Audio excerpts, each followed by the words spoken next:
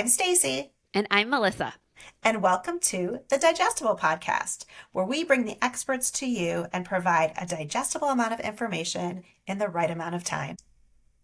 Absolutely. And Staci, I'm really excited to talk about this next interview because it was so jam-packed full of really interesting and fun information.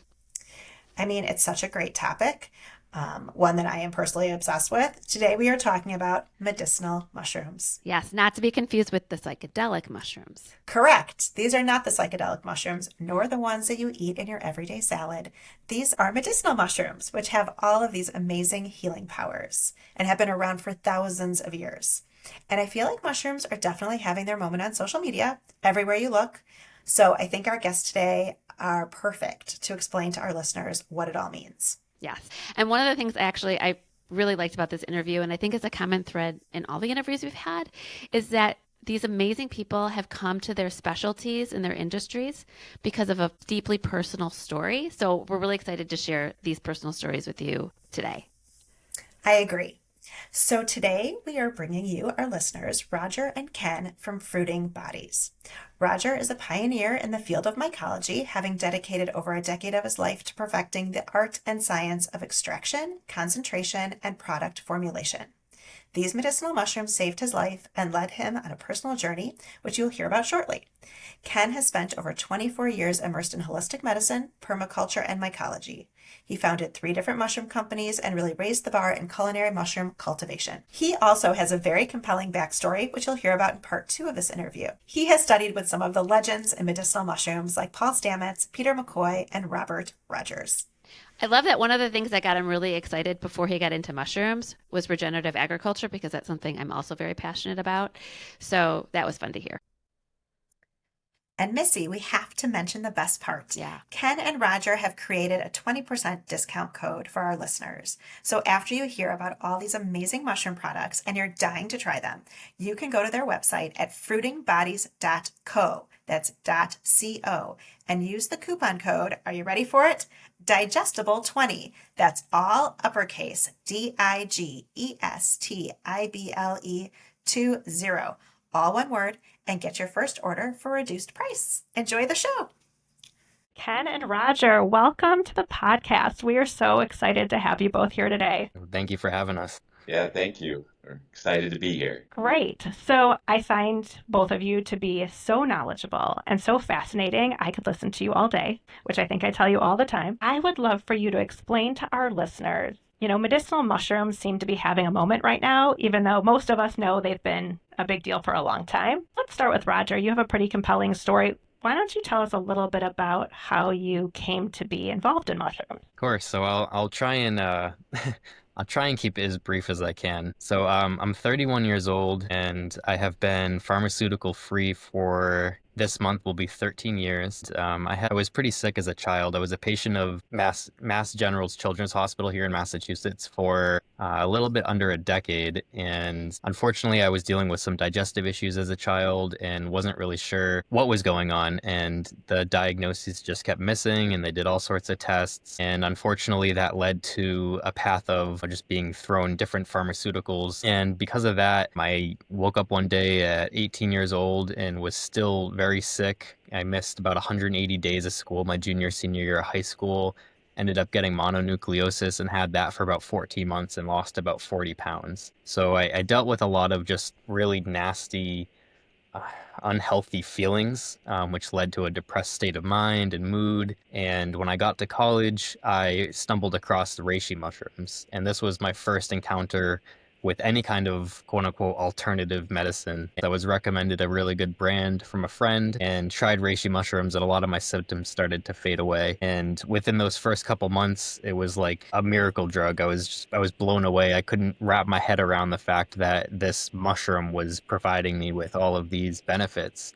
or lack thereof symptoms. That was my first experience with an alternative medicine working. I'd always used kind of that pharmaceutical pathway and trusting, my doctors and not listening to myself in that sense. And that was really how I got involved with functional mushrooms. And from there, I started making my own tinctures and, buying every book that I could. And I was then at the time I was in college studying sustainable agriculture and food production. So I was working with the environment. I was hands-on with a lot of these different herbal and in mushroom supplements, working in commercial kitchens and really learning the ins and outs of the extractions. Almost 10, 12 years later, here we are with my amazing business partner, Ken, running Fruiting Bodies, selling and making these amazing mushroom extracts where we receive, just amazing stories and inputs from people about how these mushrooms have changed their life too. So it started with my own journey, my own humble journey, and has ended up with landing us on this podcast, being able to talk about these mushrooms and really helping to educate people so that they can kind of empower their own life through these. Thank you for sharing that. I think you do have a very compelling story, one that probably will resonate with a lot of people. So, like we said, mushrooms are having their moment, especially in social media. Can you guys run us through the main mushrooms that people are talking about and, which ones they are, why we should know what they are, what they do, who should take them? Let's get it all out there. There's a lot floating around. I would say the five main mushrooms that I would talk about and share are lion's mane, cordyceps, reishi, turkey tail, and chaga. Those are the five main ones that we offer. All the mushrooms have benefits. There's so many that we haven't even explored, and research will continue to show other mushrooms that have incredible benefits for particular health issues. But those were the five that I would. And personally, I would say that all five are worth taking every day. Especially as an adult, as we get older, they have protective elements for our brain, nervous system, immune system, adrenal and hormone health, and blood pressure. I mean, it can go down the line. So I would say all five are great. I think we could start with lion's mane, and that's a big Roger. one.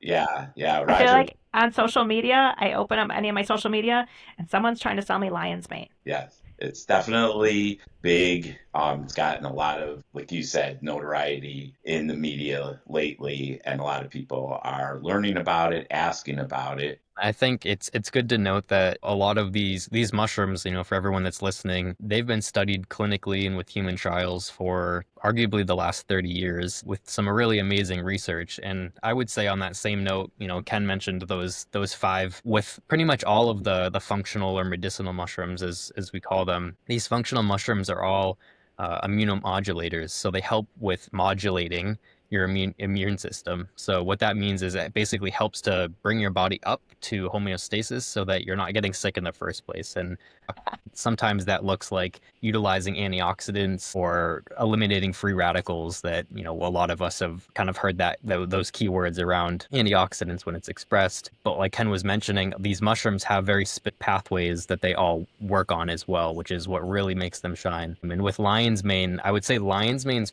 probably my most recommended mushroom. And the reason for that is it's generally safe. There's really no toxicology. So it's safe for children to take. It's safe for elderly folks to take. And what it does is it has these adenosine compounds that stimulate nerve growth factor. And what it does is it rebuilds the myelin sheath that goes around each neuron, basically, so that they can reconnect. And they don't reconnect unless they have that healthy myelin sheath. And that's really important because, in media today, everyone's talking about Alzheimer's, dementia, these cognitive disorders, or in some cases, what seems like a disability. And there's actually been evidence that lion's mane is helping to reverse symptoms or reverse some of these diseases. So it's really fascinating work. It's also used for anxiety and depression. So as a state of mind, it's a mushroom that creates kind of that euphoric feeling. It doesn't take very long for it to kick in and have these effects as well, especially when it's in the right dosage. But it's, I would say, the recommended mushroom for pretty much everybody because there really isn't anything like it on this planet that helps with that kind of nerve growth and regeneration.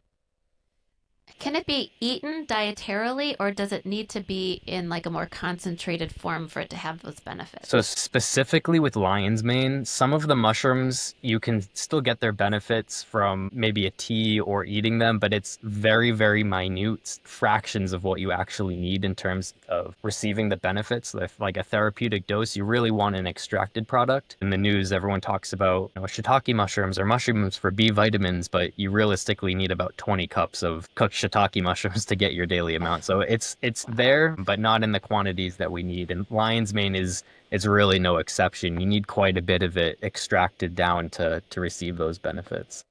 And what I would say, I would add to that is that so all mushrooms are medicinal, and eating mushrooms are great for your health. They're low calorie, no cholesterol, like all, and great fiber. So it's awesome for your microbiome and gut health, and which is also brain health. So I'd say eat lots of mushrooms. But when it comes to the medicinal benefits that Roger was speaking of, that all of these mushrooms carry, you would have to eat so many. And even then, you might not get all the benefits because, again, some of the active compounds have to be extracted in a certain way to release them. And you won't get those just from eating cooked mushrooms. So, and you definitely want cooked, not raw. I know, we've seen those sliced button mushrooms or cremini on salads or whatever, but those, because the cell walls of mushrooms are made of chitin, they're indigestible fiber. So that's why people can get an upset stomach if they eat too many raw, uncooked mushrooms. So you really want to cook your mushrooms to break down that chitin and have still this really good fiber. So I say eat, because I love cooking and eating mushrooms, and I'm a big proponent of that. And it does give you health benefits, but different than the health benefits, the medicinal benefits that you'll get from an properly extracted product that is bioavailable and then in the proper dose. So I wanted to add that because Thank you. Yeah. it's only beneficial. That's good information. Yeah. New to So- me. Thank you. Yeah, so we should cook our mushrooms and not eat them Always. raw. So that's an important thing to learn today. That's something new for me too. We can't eat enough to get a therapeutic dose from the mushrooms, and lion's mane is good for the brain. In addition to other things. We do get dietary benefits from eating them, but not the same as the therapeutic from the products you tell us Exactly. about. Great. Perfect. Exactly.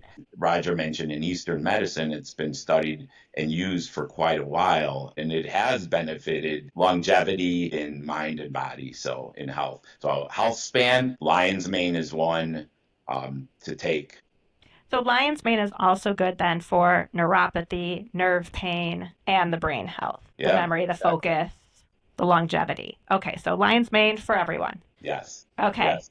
what's your next top 5? I would say the next big one would probably be Cordyceps. For me, the big three are lion's mane, Cordyceps, and Reishi. I would say Cordyceps being the next one to maybe talk about. That's my favorite mushroom. They changed my life. I take those 3 mushrooms without failure every single day and pretty much have been for the last decade of my life. And it's made a huge difference. When I got out of college, I came back to Massachusetts and was working for one of the larger plant nurseries here. And within that time, I started growing Cordyceps. And that was my first experience with the Cordyceps mushroom. And what's really cool about the Cordyceps mushroom is that it produces an effect that's felt rather immediately. So these 3 mushrooms, the reishi, lion's mane, cordyceps, in a highly concentrated dose, or like a macro dose of these specific mushrooms, they're felt pretty much immediately. Most herbal supplements and products, you really need to take them for a couple months until they start to kick in and you're benefiting from them. But with the right concentration and arguably the right extraction method, they're felt pretty instantaneously. But cordyceps specifically has this amazing pathway. There's a compound in it called cordycepin, and you're at a cellular level, your cells basically mistake it for ATP. So you get all this free cellular energy that kicks in within anywhere from 15 to 30 minutes after either drinking the tea or making a tincture, having the tincture, or chocolates or gummies like we offer. And it increases the amount of oxygen that your body is able to take in by upwards of almost 200%. When they measure it clinically, they measure VO2 max, and that oxygen absorption or consumption that you're able to take in is felt pretty readily. And after I came home from college and started growing them, I got certified in personal training and was into all sorts of pre-workout and supplements. I've been a supplement junkie for probably the last half of my life, and Cordyceps is no exception. It's at the top of my list for supplementation, and this was far before I had a business focused on this kind of stuff. And Cordyceps is just an amazing mushroom if you do any kind of physical activities whatsoever. Good to note that we're talking about Cordyceps militaris for anyone that might have already heard of Cordyceps and that's wondering, because there's another variety. There's hundreds of different types of. Somebody out there found this mushroom, cultivated it, and then brought it into human usage where it's used as a kidney tonic as well in traditional Chinese medicine. And like traditional Chinese medicine, these mushrooms have been used for thousands of years. These cordyceps it's nothing new to the Western world. It's, it's new and it's flashy on social media, but these are medicines that have been used for literally thousands of years. So these are Cordyceps militaris, which are like little orange noodle Cheeto looking mushrooms. Yeah, and I'd like to add on the as far as like the exercise and endurance and sports. There was, if you look up cordyceps in Olympics, you'll see there was a Chinese women's track and field team that were like breaking all these records. And so that back then they thought, well, they must be doping. They must be using steroids to be like consistently breaking records like this. And they tested them. They were completely clean. And when asked like, what is their secret? They were using cordyceps. And this has been written about and talked about. But that's how powerful they are. I mean, I hear it all the time. I mean, I use them when I work out, and obviously I've heard that from Roger since we met and how they've helped him. But I hear that from like so many people that take them and work out or run, and then they won't for a few days, and and that's how they notice the difference, because they realize like when they're not taking them, they don't feel nearly as good. And the other thing I hear is when they're finished with their workout, when they take cordyceps, whether it's running or lifting or whatever it is, doing a class, they afterwards, their recovery, they feel great. So it helps with, the recovery afterwards. And the two other things, it's good for sexual health. So I say that that it's used for that. And also during the day, instead of taking coffee or caffeine, it's great energy. It's more of a sustained energy that actually benefits your body and doesn't cause the stress on your cells, and increases the cortisol level and all adrenal level and all that. So it's way better than coffee or caffeine. I have these with me during the day. So like if I'm in the afternoon, I've got a bunch of work to do and I'm starting to get a little bit like I'm noticing I'm losing some energy and getting a little drowsy, I will take some cordyceps and a little bit of lion's mane, and I'll be able to work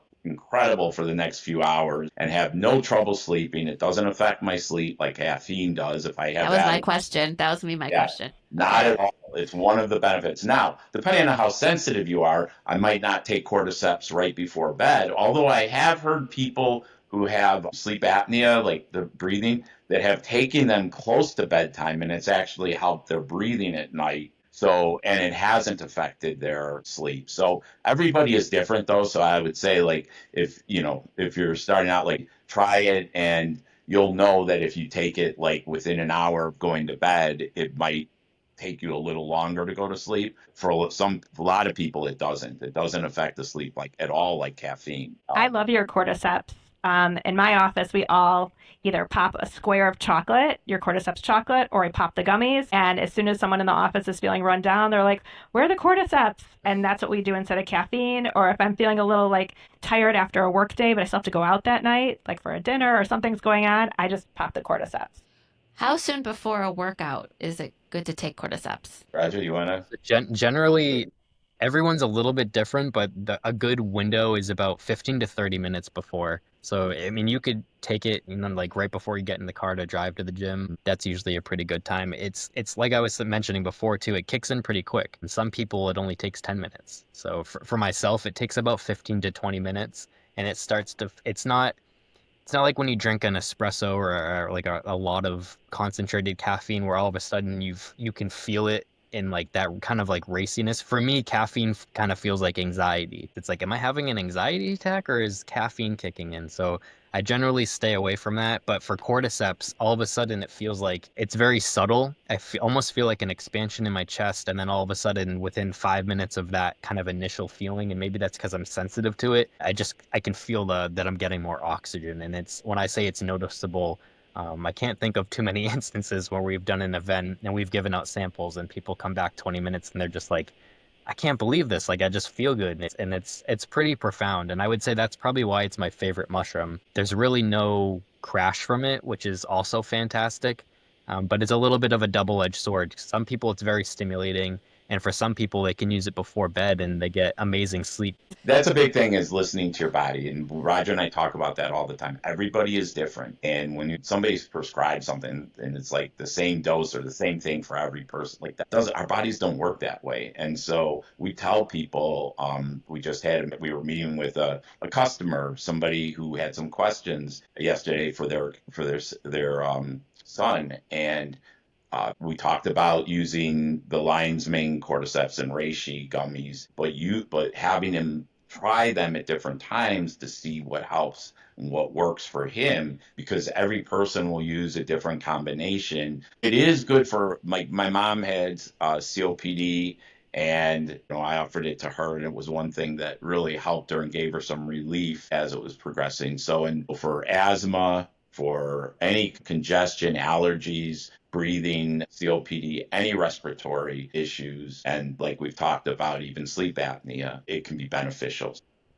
Okay. That's so amazing. for cordyceps, if we're going to wrap up cordyceps for our listeners, it's good for non-caffeinated energy, for exercise performance, maybe sexual endurance performance, the oxygenation of the blood. Is that what it's doing? It's oxygenating the blood and improving circulation? Is that how it's working? Yeah, so really all of those exactly. But what's nice is, I always tell people with cordyceps, it's like your body is optimally running when your brain is getting all of the oxygen that it needs. So if you're already, a lot of us wear smartwatches, like whether it's your Fitbit or your Apple, and you can see your SpO2, your actual oxygen levels at night. When I take cordyceps during the day, my oxygen at night is, without a doubt, for probably the last 3 years that I've worn this thing, it's been 99%. So it's amazing the amount of oxygen that your body's able to get. Thinking about this healthy aging is to take cordyceps for that also. So I take the lion's mane to keep my brain young, and I take the cordyceps to keep my cells younger, to stay healthier longer. And that oxygen in the cells is important. And I know they're doing a lot more research on this now. So I think we'll be hearing more and more of that. Just like lion's mane is getting all this publicity, I think we're going to be hearing the same for cordyceps, for what it does for our cells and for keeping us healthier longer. All right. Maybe tell us about reishi, another favorite. Heck yeah. So this is the mushroom that really changed my life. And what's amazing about reishi, so in traditional Chinese medicine, it's called the mushroom of immortality. So if that doesn't tell you something, I don't know what other name or preference would be needed for such an amazing mushroom. But it's been cultivated for about 4,000 years. It was one of the first mushrooms that humans were cultivating specifically so that they could use it in medicines. And traditionally, it was made into a tea. And what's amazing about reishi is that it has this, it's called a heart medicine in this sense, but it's amazing for your cardiovascular system. And it has all these different compounds, anything from like what we call a ganaderic acid, which stems from the name. It's the Ganoderma species of mushrooms, and it lowers cholesterol, it'll lower blood sugar, it has anti-anxiety type effects. And for me, what I find with other people that use this mushroom, it helps if you're ever feeling overstimulated or you get overwhelmed, whether it's out in public or if at home working on your computer doing stuff for work. It's a great mushroom to take in a higher dose. And one of the things that we really pride ourselves in with our business is that we aim for that therapeutic dose, and arguably even above that, just because a lot of the studies that are out there, in my opinion, and a lot of the people that are in this field, a lot of stuff is underdosed. So for instance, a lot of people are using mushrooms or may have used a mushroom product and they're like, well, this, it didn't work for me, or it was ineffective, or I know someone that tried mushrooms, and it really boils down to having that right dose. And reishi is probably no exception when it comes to this, because you do need a higher dose to kind of get these benefits. And I know people that have titrated off cholesterol medication using reishi, diabetics that have been using it to come off of, being insulin dependent, whether their resistance to it is changed. So it's an amazing mushroom for overall well-being. I would say it's probably the most well-rounded mushroom in terms of the benefits that you can receive. And I would say everything from like skin health to digestion, mental clarity. It really works on pretty much every system in the body. And I think that's why I kind of fell into using that mushroom for the first time. Now I would probably recommend people start with like lion's mane and maybe then reishi, but reishi is just an amazing mushroom that helps with overall health. Yeah, and the people have come off of anti-anxiety medications, titrating off of that using reishi. It's great for lowering stress, anxiety, relaxation. It helps people with ADHD that have the hyperactive, like stress, have anxiety and ADHD. Taking that with lion's mane has been helpful for a lot of people. And for sleep, it's a great thing to take at night. I know a lot of people that like keep the reishi by their bed and have it right before bed, and I'm talking about the gummies or chocolate. I It's do a like a nice, square of the dark chocolate reishi before bed. That's like my yeah, dessert. Stacy shared that with me before her chocolate. It's yours, and Yeah, it's there. it's awesome. It Yeah, is really good. it is. yeah. All right, let's move on to one of my favorites, or one that I'm most familiar with, that I think people maybe hear about, maybe not, is the turkey tail. As a cancer survivor, I've heard of it because that's something that I've seen the studies, I've heard the data. I have a doctor who is into medicinal mushrooms, and turkey tail is touted as having like anti-cancer properties. I want to hear what you guys have to say about it. Yeah, so turkey tail is amazing and it's a staple in our household, especially this time of year moving through winter. It's an extremely strong antiviral mushroom as well. So any kind of virus, bacteria in the body that your body might be fighting, we usually combat that and suggest that people use turkey tail. And it's, again, all these mushrooms have been used in traditional Chinese medicine for thousands of years, and turkey tail is no exception to that as well, and arguably maybe at the top of the list in terms of mushrooms that have been clinically studied and scientifically researched by everything from private institutes to larger universities. They're pretty much all anti-cancer, anti-tumor, but the reason turkey tail gets all that publicity is because of that specific polysaccharide called PSK, and it's actually administered to people during their chemotherapy to kind of help negate some of the negative effects that are experienced from chemotherapy. But it's probably one of the strongest antiviral substances, and again, it's very important to have not only an extracted variety of it, but also something that's highly concentrated. So turkey tails for anybody? Turkey tails for Yeah, anybody? I would say for Cold and flu anybody, season? definitely. People with a high risk of cancer, people going through cancer treatment, people that want to prevent cancer. Like all five of these are incredibly valuable. They all offer specific things that others don't. And the combination of all of them in the proper dose, which is what Roger has formulated to make sure that that each product has enough. Though I would take them all in turkey tail. I would take turkey tail every single day. It's a go-to So for you me. can take the mushrooms every day, long term. There's no downside to that, and there's no you don't build up a tolerance and need to increase your dose. No, so that's what's really interesting about functional mushrooms and why realistically the pharmaceutical industry hasn't been able to basically reproduce it. Like if they could reproduce the adenosine compounds in lion's mane, there would already be a patented version of it, and the pathway works very efficiently.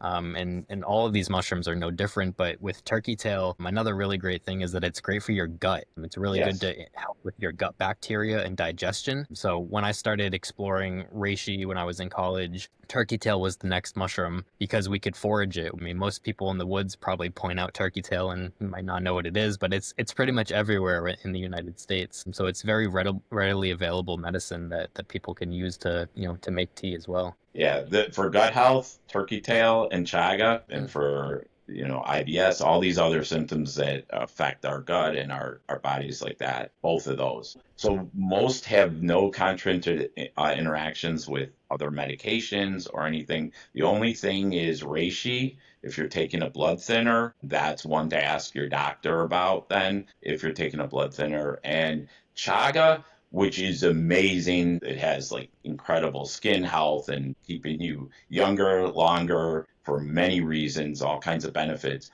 But if you have an autoimmune disease of some type, ask your doctor. I think those are the only two things of all the mushrooms that I would suggest checking with your physician beforehand. That's great. Will you tell us a little more about chaga? Chaga's the one I think I have the least familiarity with. So Chaga, like Ken was just mentioning, it's also very good for your gut health and gut bacteria. It has some of the highest antioxidants out of any substance on this planet as well, so it's very rich in antioxidants. One thing that really shines with chaga is its ability to help with skin, your skin health. But chaga contains melanin. People have actually been anecdotally responding with having a greater an increase to UV resistance. It's very good for your gut health. It's an amazing mushroom because of the antioxidant properties, which helps with the free radicals and all of those other things. But with chaga's, a quick side note on that. It's a very it's difficult in nature to collect large amounts of chaga, so it's a mushroom that we have to be very careful and sustainable with and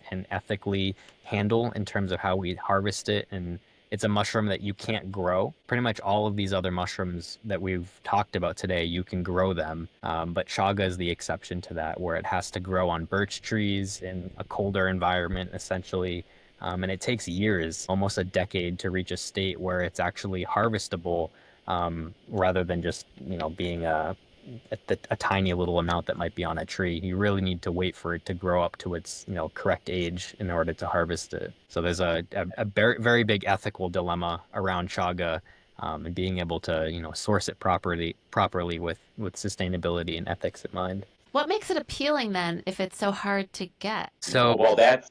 I was just going to say that. What I was going to say is that it's so beneficial. Like the benefits, the antioxidants. I mean, way higher than blueberries, and we've all heard how blueberries are so good for you in that sense. The what that does for our bodies and skin, it's like anti-aging on steroids. It's like incredibly good for our bodies, for our cellular health, for not, preventing other diseases as we get older. But I would argue antioxidants, the more antioxidants you can get into your body, the better. And I can't stress that enough, because the free radicals that we're experiencing, we're living in a day and age where cancer levels are through the roof. Our bodies are riddled with microplastics.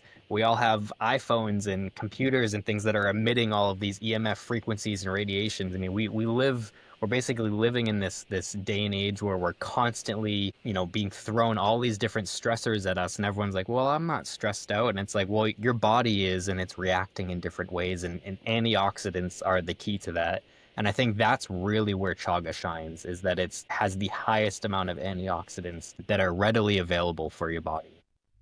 And that's why it's been studied for anti-cancer. When you were talking about cancer, just like turkey tail, this has a ton of research related around cancer. I mean, it's so valuable that people still wait for chaga to be mature so that they can harvest it ethically and be able to utilize it. It was really popular a long time ago in Russia and Northern Europe, like that area. It was pretty well known, and like cordyceps that we were talking about was like gold in China. This was like gold out there, and the benefits that it had, and has, that has continued to be researched, is incredible. So That's so cool.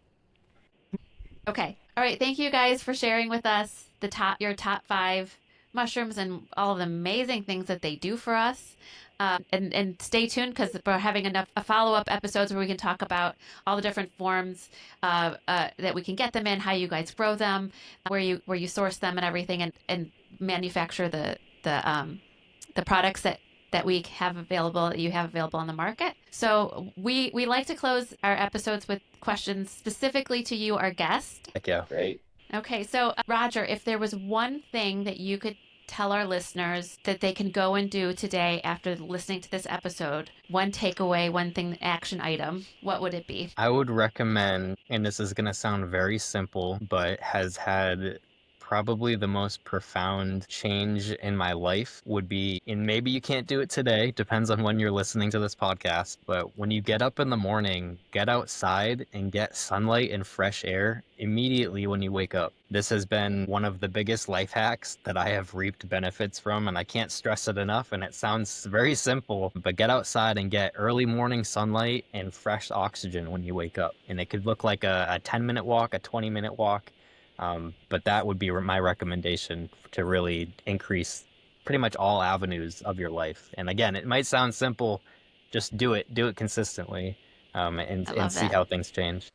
Thank you. That's great. Great. Thank you. Here at Digestible Strategies, we like to say, don't panic, just pivot. Has there been a small change in your life that you would be willing to share with us that has made a really big difference? Definitely. Again, it's going to sound very simple, but one thing that I would recommend, we sleep away about a third of our life, and it might seem, not like a lot, but I would say a third of your life is a pretty significant amount of time where, you're not actually awake and experiencing this reality. I would recommend to people, get a small journal. Don't do it on your phone. Get a small journal. And when you wake up in the morning, try to write down any of your dreams, anything that you dreamt that night before. I'm a firm believer in keeping a dream journal. I think I think we talk to ourselves on a subconscious level, and I personally have experienced some pretty deep insights to my own life that I might have missed or ignored because I wasn't writing things down. For some reason, things come to you in the morning and you'll start to have better recollection of these things. But those two things have made a pretty significant impact in my life.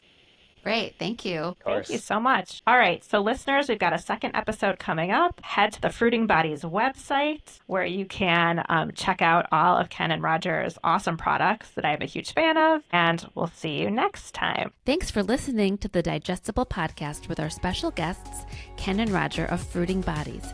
Don't forget to use the coupon code Digestible20 in your first order at fruitingbodies.co. Please remember to share us with others if you like today's podcast. It's the best compliment you can give us.